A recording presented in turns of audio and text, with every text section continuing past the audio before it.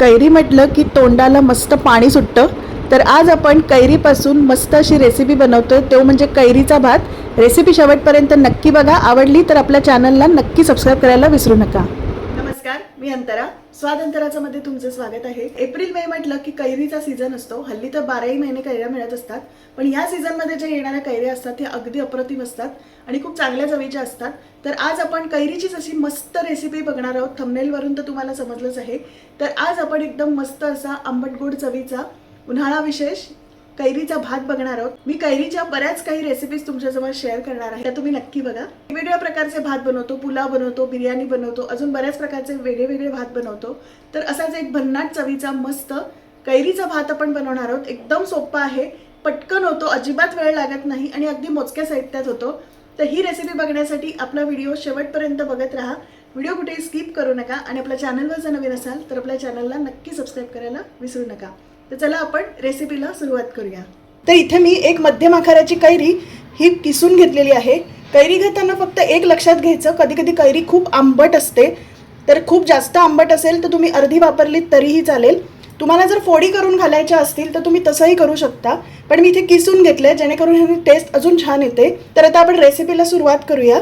इथे आपला पॅन चांगला तापलेला आहे. यामध्ये आता आपल्याला घालायचं आहे 2 टेबलस्पून तेल. आपलं तेल चांगलं तापलेलं आहे.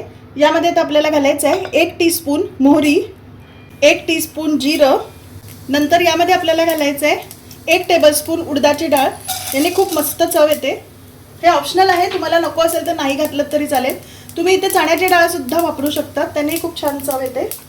2 टेबलस्पून शेंगदाणे, एक 6 ते 7 सुक्या मिरच्या. इथे माझ्या छोट्याशा बुटक्या मिरच्या होत्या त्या घेतल्यात. तुम्ही इथे कुठलीही सुकी मिरची वापरू शकता किंवा हिरवी मिरची पण वापरली तरी चालेल, आपल्या आवडीवर आहे. आता आपल्याला हे चांगलं मिक्स करून घ्यायचं. जरा एकदम सोपी रेसिपी आहे, करत नक्की ट्राय करून बघा. त्यामध्ये आता आपल्याला घालायचं आहे 10 ते 12 कढीपत्त्याची पानं. ही सगळ्यात महत्त्वाची आहेत. एकदा मिक्स करून घेऊया. यानंतर घालूया एक मध्यम आकाराचा कांदा उभा चिरलेला. इथं तुम्ही बारीक पण चिरू शकता. छान असं परतवून घ्यायचं कांद्याला. मध्ये घालायचं आहे 1 टीस्पून साखर. इथे कैरी ही कदाचित थोडी आंबट असू शकते. कैरी ही आंबट असतेच, पण कधी कधी जास्त असते, तर त्यासाठी चव बॅलन्स होण्यासाठी मी इथे साखर वापरले. तुम्हाला नको असेल तर नाही घातलं तरी चालेल, का तुम्हाला गूळ हवा असेल तर गूळ घातलात तरी चालेल. 1 टीस्पून हिंग. हळद मी यामध्ये नंतर घालणार आहे, कारण कधी कधी हळद ही जळू शकते. चवीनुसार मीठ. मिठामुळे काय होतं, कांदा हा पटकन शिजतो. मिक्स करून घेऊया. यावरती आता आपण एक झाकण ठेवूया आणि 1 मिनिट चांगली वाफ काढूया, म्हणजे कांदा आपला हा छान शिजेल. आपलं 1 मिनिट झालंय, आपण झाकण काढूया. आपला कांदा हा चांगला शिजलेला आहे. 1 टीस्पून हळद. आपलं मिक्स करून झालंय. आता सगळ्यात महत्त्वाचं आपल्याला घालायचं आहे ते म्हणजे किसलेली कैरी. आपल्याला कैरी घातल्यावर फार काही जास्त परतवायचं नाहीये. तर आपलं इथे परतवून झालेला आहे. आता आपल्याला यामध्ये लगेचच भात टाकायचा आहे. तर इथे मी 1 वाटी हा बासमती तांदूळ स्वच्छ धुवून चांगला अर्धा तास निथळत ठेवला होता आणि मग हा शिजवून घेतलेला आहे. त्याने काय होतं, चांगला मोकळा होतो. तर आता आपण हा शिजवलेला जो भात आहे यामध्ये घालायचा आहे. इथे तुम्ही राहिलेला आदल्या दिवशीचा रात्रीचा भात सुद्धा घालू शकता. आपण मिक्स करून घेऊया. काय मस्त घमघमाट सुटलाय. असा कैरीचा जो सुगंध येतो ना, एकदम छान येतो. व्यवस्थित मिक्स करून घेऊया, जेणेकरून फोडणी ही सगळी भाताला व्यवस्थित लागली गेली पाहिजे. इथे मी बासमती तांदूळ घेतलाय. आपला रोजचा साधा भात घेतला तरीही चालेल. बासमती तांदूळ काय आपण असा रोज खात नाही, त्यामुळे आपण रोज जो खातो तो साधा भात जो असतो, जो साधा तांदूळ असतो तोच वापरला तरीही चालतो. त्या पण या भाताला कुठलेही मसाले घातलेले नाही आहेत. एकदम सोप्पा भात आहे हा. खूप छान होतो. खरंच तुम्ही करून बघा. आता कैरीचा सीझन चालू आहे, एकदम मस्त लागतो.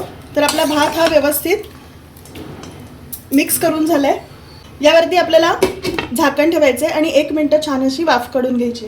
तर आपलं 1 मिनिट झालंय, आपण झाकण काढूया. आता ह्याची टेस्ट अजून वाढवण्यासाठी आपल्याला यामध्ये घालायचं आहे 1 टेबलस्पून तूप घालायचं आहे.